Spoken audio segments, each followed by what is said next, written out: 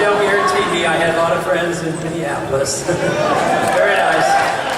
No, it's great to be here, and thank you, Michele, so much for that nice introduction.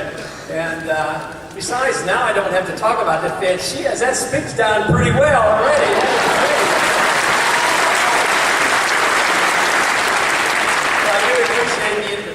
Michele does come to my luncheons, and several months ago, maybe 6 or 8, she said, "When are you coming to Minneapolis?" I said, "Oh, I'm too busy. I can't do it. I have all this." So I kept putting her off and putting her off. But she has perseverance. Every week it was the same question. Then I'm on the house floor. "When are you coming? When are you coming?" This set the day. This set the day. So, Michele, I'm glad you got me here. Thank you.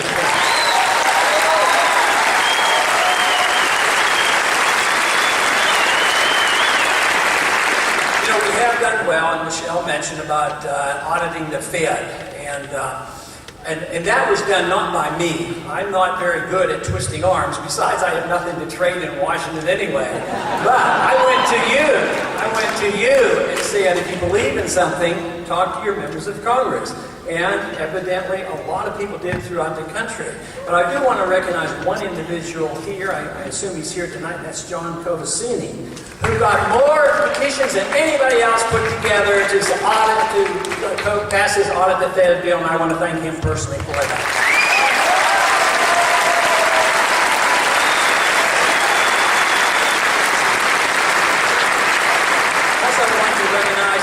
Once again, Marianne Stebbins for her very important work here and keeping the organization going. Marianne, thank you very much.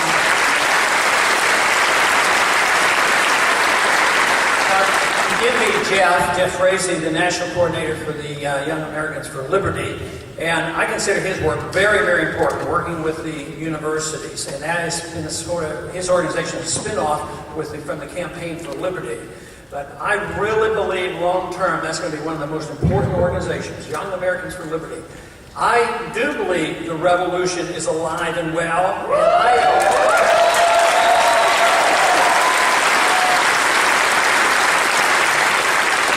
I have heard that the revolution is alive and well in city politics here in Minneapolis.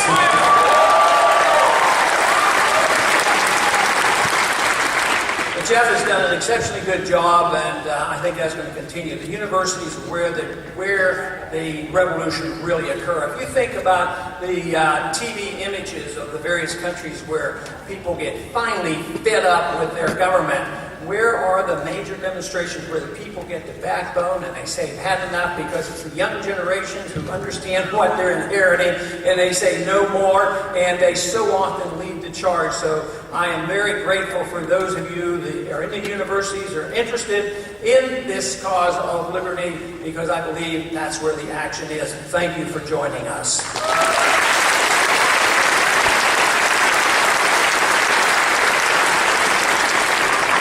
You know, not too long ago, there was a little incident on the House floor about somebody telling a lie. I don't know if anybody remember hearing that or not. And I wasn't exactly happy with that incident at all. But it made me think more about other kind of lying. It's called the noble lie. The noble lie has been around since ancient times, since Socrates and the proposal is that the understanding of the noble lie is that governments are obligated to lie. It's in their interest to lie. If they tell a lie, because only the smart people get in government, they have to lie to the average person because he can't handle his own affairs. And this is what happens in so many governments. It's happening in ours continuously. But in order to lie to you, what they have to do is stir up fear and get you fearful. What did they do when the financial crisis hit? They wanted to build up fear. They scare everybody, scare the people, say you have to pass something, do this, and have the panic. Whether it's the financial panic, or whether it's 9/11, or whether it's getting you psychologically conditioned to start another war, they're always wanting to build up fear. So we have to be on guard, and we have to make sure what our government tells us is the truth, and we should never go to war if they're telling us a lie about what's happening.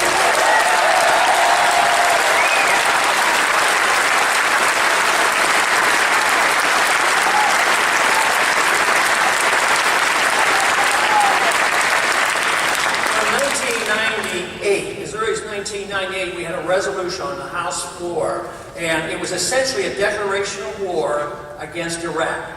And that was early on. It took 5 years, took the conditions to mold, and finally we went to war because we took the position over my strong objection, and we took the position that we had to have regime change in Iraq.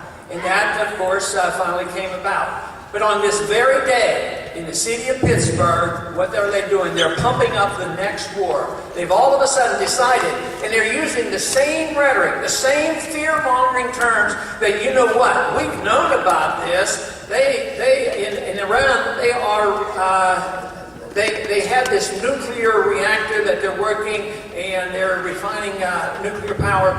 The truth is they've had it for a long time. And the UN has known about it, and it's just stirring up fears. What they're getting ready to do is put very, very strong sanctions on Iran. Now, they want to do this. Now, listening to the reasoning of the reason why we're supposed to do this, we want to make sure they don't import any gasoline. Now, they can't even make their own gasoline. And we think they're going to get an intercontinental ballistic missile and nuclear weapons and shoot them at us, and we have to have anti-nuclear weapons, anti-missiles in Europe, and all this nonsense is nothing more than stirring up the military-industrial complex in order to get us involved.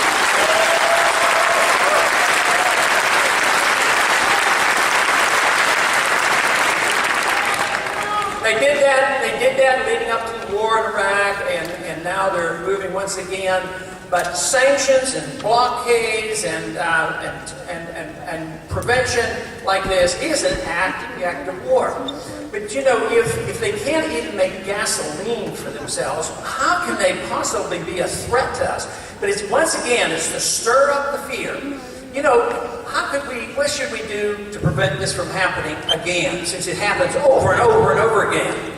How many times have we gone to war without a declaration? Why don't we just follow the Constitution and make sure Congress declares the war before we go to war?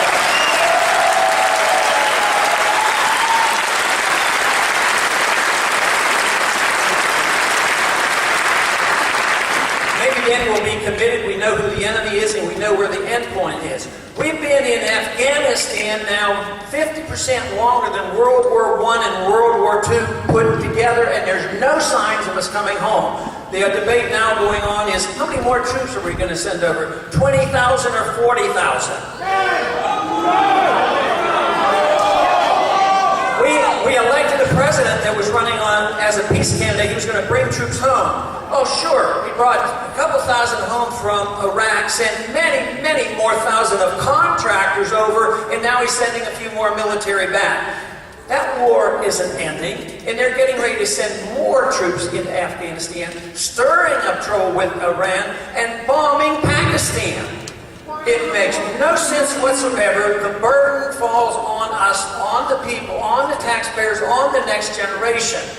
At the rate they're going, they're liable to reinstate the draft, and that we should never permit.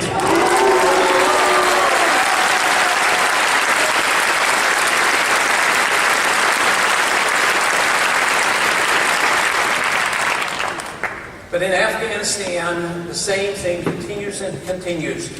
Every time we go over and we drop a bomb, we'll hear, okay, we killed 15 terrorists. Maybe we did. But we killed 15 foreigners, I know that, and every single family then has a religious obligation to kill an American.